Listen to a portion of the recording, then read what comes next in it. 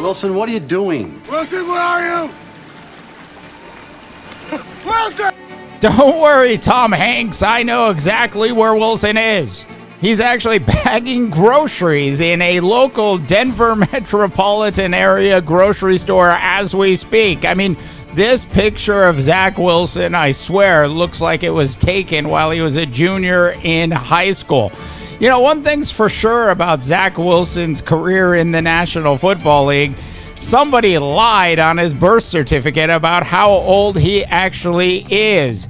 Look, we are going straight to the point, and I will tell you exactly why in the world did Sean Payton and the Denver Broncos actually decide it was a good thing to trade for Zach Wilson.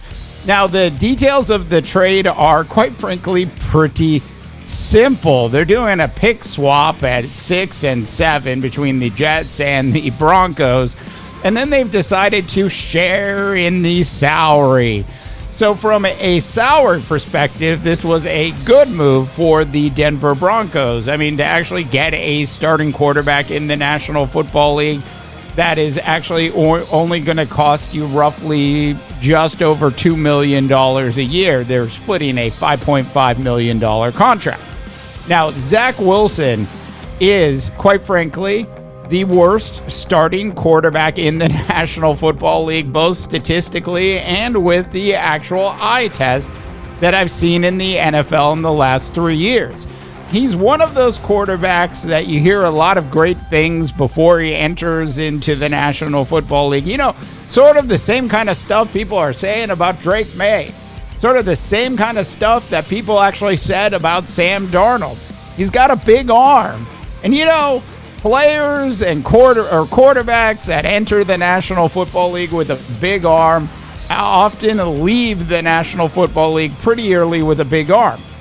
And the reason for that is they don't know how to actually control that big arm.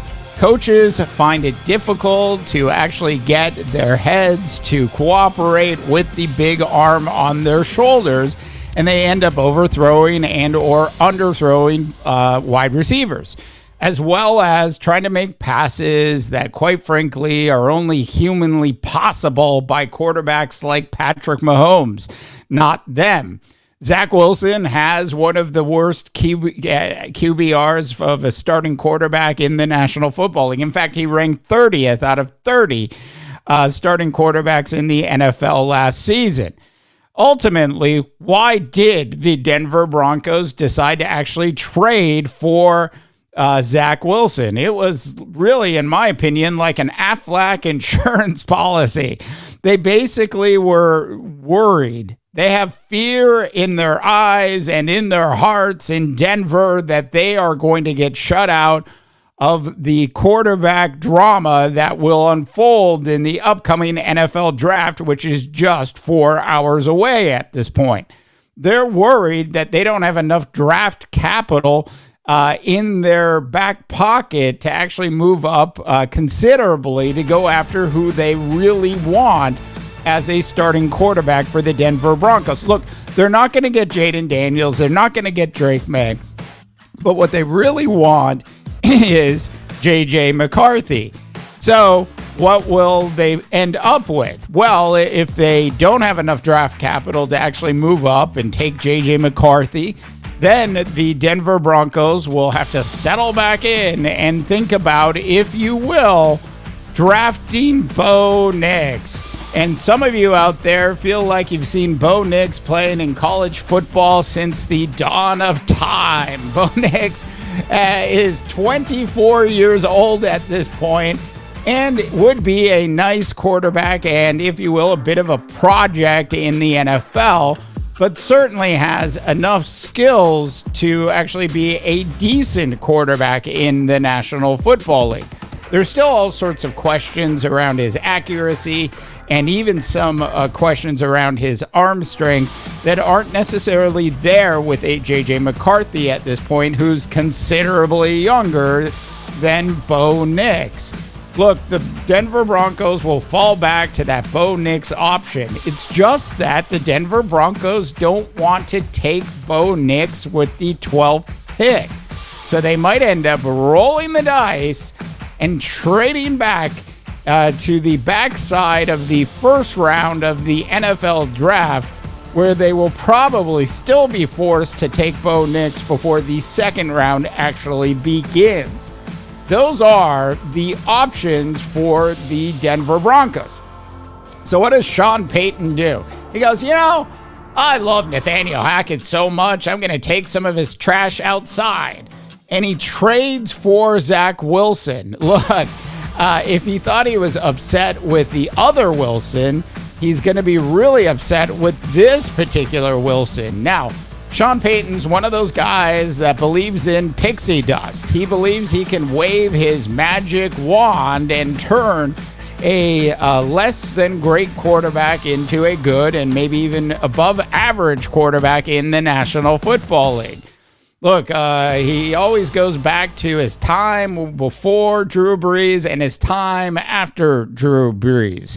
It is obvious that the connection between Sean Payton and Drew Brees was actually there. The big difference between a Drew Brees and a Zach Wilson was Drew Brees was always an accurate passer of the ball. Maybe he didn't have the best arm in the world, but he was always accurate, and he certainly had a good enough arm to make the deep throws. The other big difference between Drew Brees and a Zach Wilson is that Drew Brees actually understood how to process and read defenses accordingly. That is something that definitely Zach Wilson has not done historically well throughout his career. The stories about osmosis, Aaron Rodgers actually rubbing off on one Zach Wilson, proved to be false last year. Now it's a question of whether or not Sean Payton can make a difference with Zach Wilson. It is fear, which is exactly why the Denver Broncos are entering the National Football League draft in just 4 hours with a current quarterback room that has Jarrett Stidham, Zach Wilson, and Ben DiNucci as their 3 quarterbacks in that particular room. All right, that is it for today's Underrated. Hey, listen, enjoy the National Football League draft today. A true religious experience will unfold starting at 8 p.m. EST. For the Underrated, I am Dave DeBaugh, wishing you all a tremendous rest of your sports viewing day. To the guitar riffs we go.